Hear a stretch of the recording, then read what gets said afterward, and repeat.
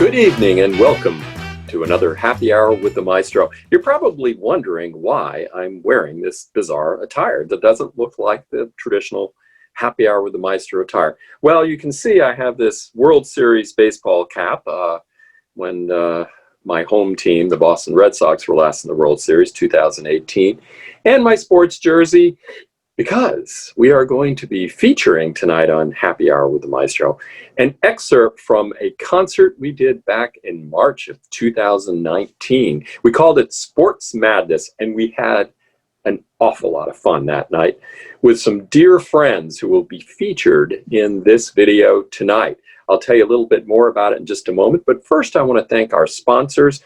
First of all, we have Maestro Wines, and if you're interested in drinking clean crafted 100% organic wines with no additives, I can highly recommend Scout and Cellar Wines.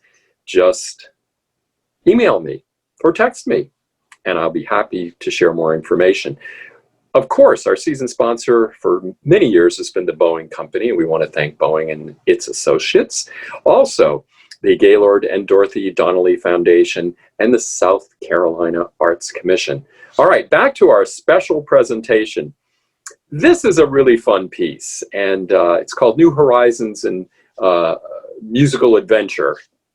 And basically what it is a reimagination, let's say, which is a word we hear a lot these days, of Beethoven's Fifth Symphony, the very iconic work, the first movement.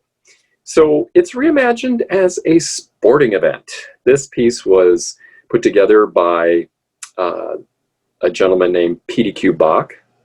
That was his stage name. His actual name is Peter Schickele, and he was a comic genius when it came to music. So he wrote all of the copy for this. It's not any particular type of sporting event. It's just a sporting event. And we have special guests in addition to the fabulous members of the North Charleston POPS.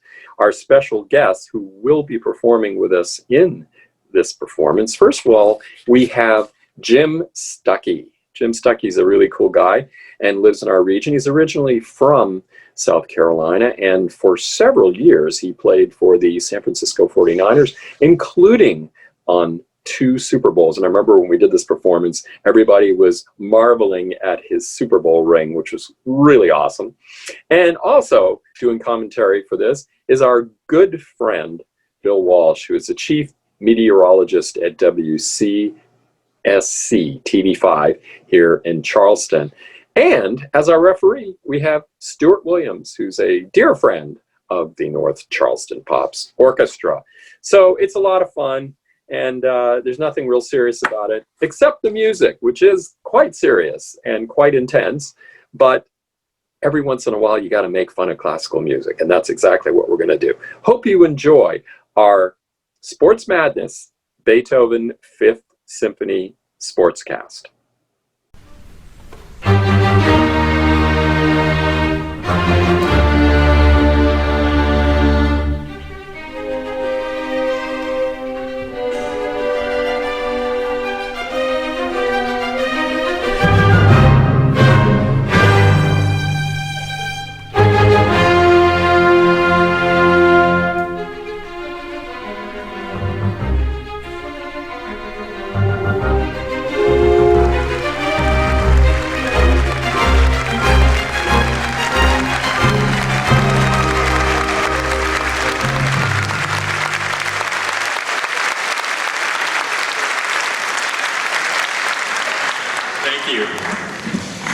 Well, our next piece is a lot of fun, and it's based on Beethoven's Fifth Symphony. I think Beethoven would definitely roll over when he heard the way we do this piece. So it's going to be Beethoven's Fifth Symphony kind of as a sporting event. And in order to do that, we have to have some very talented sports announcers and color people to help us out. So I'd like to introduce 2 guests that we're thrilled to have with us, and you know them and love them both. First, Bill Walsh and Jim Stuckey.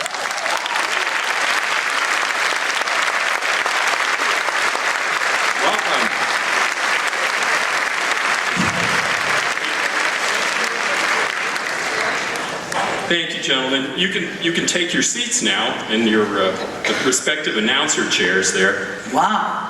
Look at That's this. pretty cool, huh? This is a big room. Wow. This is nice. This is cool. Well, we're really thrilled to have you both here, and we're going to start with you, Bill.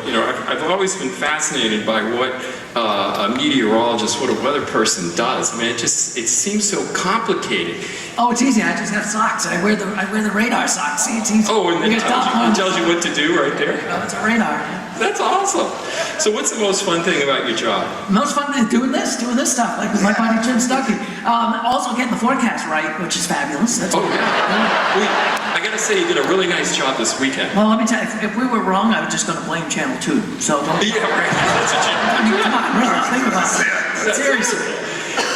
You and I are from this area that doesn't have really good weather. We're both from New England, and so I have to ask you, because you did work in Boston, what are the chances for the Red Sox this year? Oh, the Red Sox? This year? Oh, come on. That's an easy one. It's like Clemson. Oh, yeah. 100% chance. Yes, of course. That's the only answer that works for them. Jim Stuckey, we are so thrilled to have you here, and you must have been so proud of Clemson this year, the Tigers. Yeah, I was. My Tigers. And they did a fantastic job. We've got a lot of people coming back. Dabo Sweeney and his staff has just been incredible. And we've got some young special kid up there named Trevor Lawrence. And it's going to be trouble for a lot of people. People say I look just like him. I know. Yeah, I know. Everybody tells me that. What's your trouble? Right. And now, you were in 2 Super Bowls. And you got to show everybody what you got in your hands there. Your rings. So the Super Bowl rings. Those are pretty cool, I gotta say. A long time ago, but Really nice. no, it's really interesting. And you, as a little kid, and I played since I was 6, and I was fortunate enough to be with great teams. Joe Montana and Dwight Clark, who I went to Clemson with, and Jerry Rice and Ronnie Lott and Roger Craig. It was a wonderful, wonderful experience. So I could only tell people, and the 49ers won 5 in the 80s, 5 out of 10. But if you ever get there, you better darn sure win it, because you never know when you're going to get back again. Oh, yeah, that's great. If you ever get back. Yeah, that's exciting. Well, we're going to have a little fun tonight. Yes. And I want to introduce one more member of our cast who's going to come out and say hello. Stuart Williams, he's going to be our referee. He's going to keep us all in line tonight. Thank you, Stuart. Well, good evening, folks, and welcome once again to the wonderful wide world of notes. This is Bill Walsh. And I'm Jim Stuckey. Hey, you know what? We're talking to you from the North Charleston Performing Arts Center in North Charleston, South Carolina, where in just a few minutes the North Charleston Pops will be playing against Nick Palmer, who I believe is undefeated this season, isn't he, Jim? Yeah, that's right, Bill. And this is a very important match for Nick Palmer, since a victory tonight could put him in the World 12-Tone Series at the Hollywood Bowl this summer. Well, I suppose, yeah, I guess so. I suppose it's too early to find out which orchestra he'll actually be playing with, if he makes it. But would you care to make a guess? Well, Bill, it's too early to tell which orchestra he'll be playing if he makes it. But I put my money on the Boston Pops myself. They've trounced just about every conductor who's come up against them for the last, 10, 15 years. And I think this year may very well be the year that they make it to the top. Now, how about Nick Palmer, Jim? Now, when was the last time a conductor had an undefeated season? I've got some history for all y'all, because I didn't know this either. But Bill, it was Arthur Fiedler, was not only the last, he was the only conductor to have more than one undefeated season during his career. He went all the way in 1935, 1941, and again in 1950, which is a record that I think will stand for quite a while. Now, of course, that only has to do with the actual victories in the concert hall, Bill. A lot of modern conductors are way ahead of Toscanini in number of recordings. All right, Jim. Well, here comes the conductor. There he is, Nick Palmer. Let's give it up for Nick right there. Jim's going to catch the maestro. The captain of the orchestra, as it were. Oh, yes. Yeah, you guys come on over now. Hey. I appreciate it. We can't get up from here and everything. That's right. So, Bill, were you gonna say something about Jerome? Or? Yeah, sure. Well, you know, Nick Palmer is a right-handed conductor, and he's played, well, believe it or not, 24 concerts so far this season. And as we mentioned before, he has won every single one of them. And the North Charleston POPS, they've had a pretty good season themselves. So far, they've won about 94% of the concerts they've played, which means that they are made a lot of conductors sound better than they actually are. Well, what do you think, Jim? I don't know. Thanks, Bill. Now, Jerome, you and your team have had a particularly good season this year as far as your win-loss record goes. What do you think you attribute all this success to right now?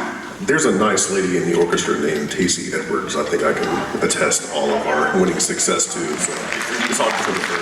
I agree. The gift card she gave Bill and I for doing this has been great. We're going to use it as soon as we leave here. You got a gift card? I did. Oh, I took yours too. Oh, you got a gift card. I do not share anything. No. It's been good talking to you, Jerome. Now let's get with the man who has had a spectacular winning streak so far this season. I'm sure he hopes to continue that winning streak through tonight's concert. Tell me, Maestro Nick, do you hope to continue your winning streak through tonight's concert? I mean, who wouldn't, right? Yes, I do. Definitely. That's a crazy question to ask somebody. Nick, I did think so. And to what do you attribute your fabulous record to? Well, my arm feels good. Does it? Yeah, that's pretty much it, yeah. You know, I mean, being young like you are, everything, you don't have to ice it as much as I do. No. I can't even get up in the mornings. No, I don't. That's right. Well, Nick, thanks. It's been a pleasure talking to both of y'all, and now back to Bill. All right, Yeah, Jim. sounds good. Well, looks like we're ready for the flip of the coin now. The referee is bringing the concert master of the POPs and the opposing conductor together. Let's see who wins the toss.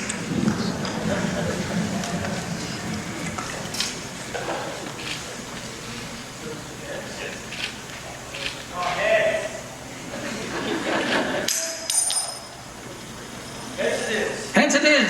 It's Nick. All right. Give him a hand. There it is. The conductor wins the toss, which means that he will be the one to start things off tonight. Although I don't think it'll take very long for this orchestra to catch up with him the way they've been playing this season. Okay, folks, I think we're all set. The conductor is on the mound.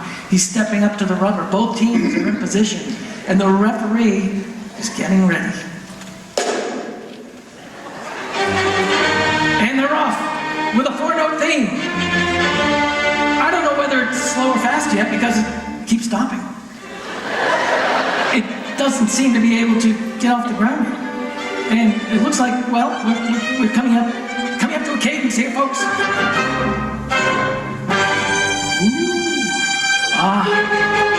they are, the violins. They didn't cut off there. They weren't watching. I'm surprised they weren't called for holding. And there's that 4-note theme again, folks. Another stop? They're stopping again? They just can't get this piece off the ground. Tell me, Jim, do you think you would call that 4-note theme or a motif? I went to Clemson. The technical term would be a motif that he used to build a thing. Oh, wow, I see that. Well, thanks for setting me straight. All right, Jim. Well, we are heading into the second theme section right here.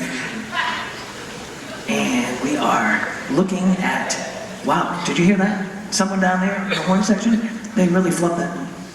Yes, I did hear that. I mean, that was a mistake. I mean, one of the worst fumbles I think I've witnessed in all my days. I think, was that Debbie Corno? Wasn't it, Jim? Was it Debbie? Oh my gosh, that was Bill. It was Debbie. She's right over there. Well, I heard her. I can't see her, but I think we have an instant replay of that.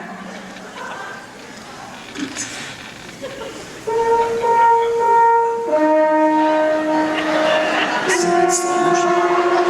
It's slow motion. Yes! The referee has ruled in favor of the conductor. He slapped a 30-bar penalty on the offending horn player, who is now going to the penalty box. That is Debbie Corno in the first chair, all right, and that's the third major flub she's made this season, giving her a solo average for the season of approximately 247 and 255, which is pretty darn low for a first chair player. Well, I don't know, Jim. Do you think there's some chance she might be traded to another orchestra? Bill, that's hard to say so early in the season, but Corno was very good in the long solos. Things like Princess Leia's theme from the Star Wars. So I think if she pulls herself together a bit, they'll keep her around. All right, they're off again now, Jim. The orchestra's playing without its first horn, which means, well, we can be looking for a power play from the conductor pretty soon. That's a pretty stiff penalty, isn't it, Jim? Like 30 bars?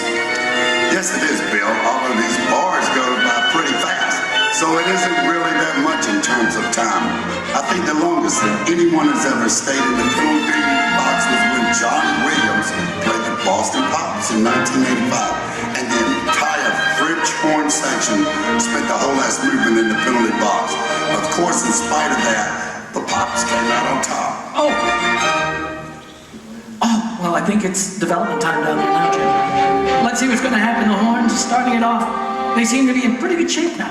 And I think the feeling that we're probably going to be hearing a lot of that four-note motif, don't you, Jim? Yes, I do, Bill. That four notes. All right. Well, they're obviously stuck with that four-note motif. So let's take a station identification and let all the stations down the line identify themselves. This is WPAC, home of the coolest music. Well, we're back now. Thank you. We're back in Eastern time. And guess what? There's something going on out there. Something on stage, folks. There's something happening out there. Really, it's building up tension. The crowd is getting very excited. The brasses have come in there. The timpani and everybody. I think we're building up to a fool. No, the basses aren't picking up the theme, folks. It's not a fool. The violins tried to make it one. They're trying to make one. The basses are not following. No? Well, folks, they seem to be taking the theme and breaking it up to a couple of pieces. Oh, just 2 notes left on the theme now, being thrown around from player to player, and it's getting softer and softer. There, folks, I think they're losing steam. They're running out of steam.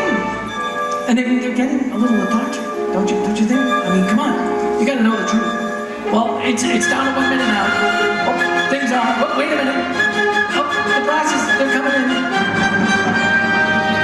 I think they've reached the rebound. There it is, don't you, Jim?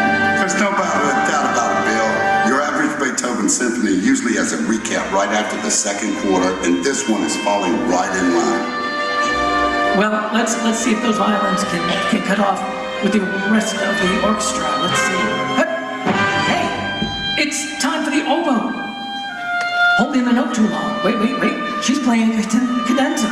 She must be out of her mind. What's she doing over there? She thinks it's an oboe concerto. The conductor's, well, he's standing down there. He doesn't know what to do. Have you ever heard of anything like that, Drew? I certainly haven't. I think it was a disgraceful display and a lack of teammanship. And I wouldn't be at all surprised if Testament's name wasn't on the roster next season. Although I must say that these fans really seem to go for the burst of temperament. Well, as I always say, Jim, professional music squads wouldn't exist without, well, the spectators. It looks as if the referee is ready to make his ruling, and he has ruled in favor of the orchestra. Woo! How about that? I guess that cadenza must have been, well, written in the part after all. And there's a delay of game penalty, a 34-bar penalty against Maestro Nick. So, I mean, he's on his way to the penalty box. And, well, he'll be lucky to get back in time for the second theme. Well, I guess Testament, well, she knew what she was doing. You know, she usually does, Bill, and this time she not only scored a personal solo, but she also made it possible for the orchestra to recover from Debbie Corno's fumble that back there in the exposition. That's right, Jim. And they seem to be doing pretty well, too. They're really making up for lost time. Anyway, we're into the home stretch. Here with the second theme coming up. And we should be in C minor, right up to the double bar. Oh, hey now. Jim. The piece is billed as being in C minor, yet, hey, it looks like it's going to end in C major. It really looks like something, Bill. It really looks like something, I mean, but it looks like it's going to be ending anyway. Oh, something's happening over there in the bass section. I think we may have an injury in the bass section. The first baseman is calling time. The referee's coming over. He's down. Oh, He's no. down. It looks like a groin injury, Bill. Good God. That's what happens when the bases get too close together. You know, management is always trying to put them so close. And they have some of the biggest players in the band. Be careful when you're touching. They just try to squeeze them in there. As a result, that's Roman contrabass, and he looks like he's in real bad shape. Wow. Boy, I tell you. You got a sub. Yeah, we got a substitution here. We got a substitution.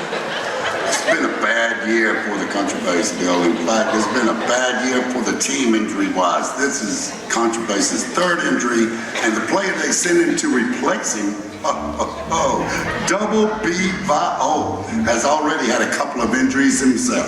Well, he's a trooper though, Jim. He's a real trooper, and he's warming up right now, getting ready to go. Well, I guess they're ready to resume play now. We're picking up where we left off. The orchestra only has a few more bars to do for the first downbeat, and things are building up.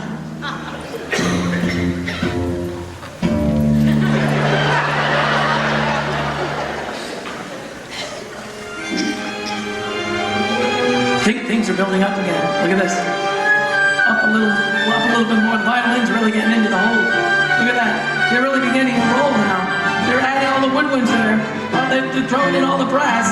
The timpani. Here's a tuning all the way, folks. They've got a great drive going here. They're driving. It looks like it's really coming to the home stretch. I guess that about wraps it up, Jim. Yeah, Bill, it's been a good match. It is. Oh, wait a minute. The brasses they're taking the theme. They're not letting it stop. They're just taking the theme. They're running ahead, Jim. The piece is definitely going to go into overtime. I can see it. I mean, let me tell you, that's out on the stage. Look at them. The players are, well, they're doing a bit of running around. Nobody knows where this theme is. Nobody knows where it's going. The audience, the players, nobody knows. I mean, everybody's running around. Believe me, it's exciting. Yeah. They've got a new theme going on out there. I can't believe it, Jim. Where this new theme comes from? Well, Bill, it probably comes from, no. They're tossing it around. Nope, the woodwinds have it, and then the strings have it. Nobody seems able to get their hands on that theme. It's kind of tossed around from player to player, section to section. Believe me, folks, the audience is just as confused as the players and us. I'm telling you right now about who's going to have that theme music. Well, wait a minute.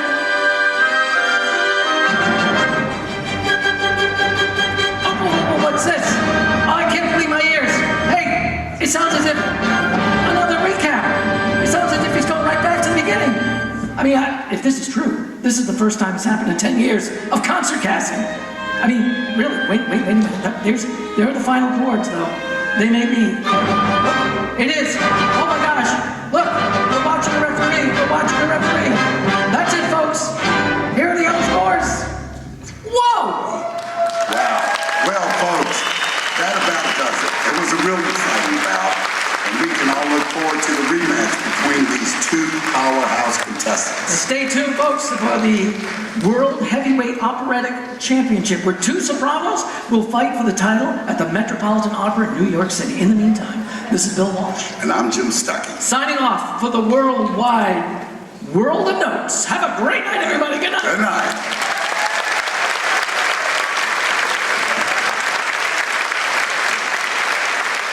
I hope you enjoyed that as much as we enjoyed putting it together.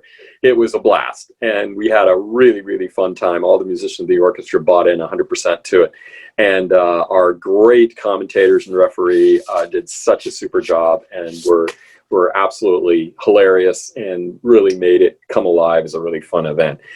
Thanks for watching, and I want to again thank Maestro Wines, the Boeing Company, Gaylord and Dorothy Donnelly Foundation, and the South Carolina Arts Commission.